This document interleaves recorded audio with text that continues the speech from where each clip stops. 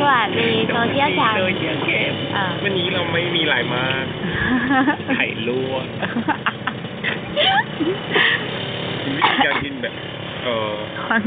ให้เมืองไม่มีอะไรมากไข่ลวกแล้วก็เจี๊ยบโกย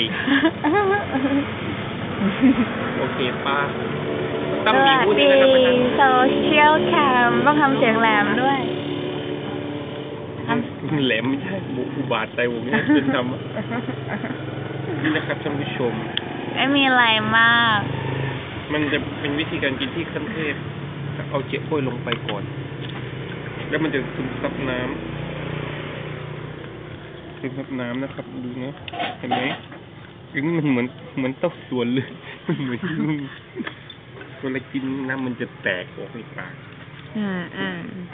เป็นอะไรที่ very sad ไม่อยู่โอ้กินซะ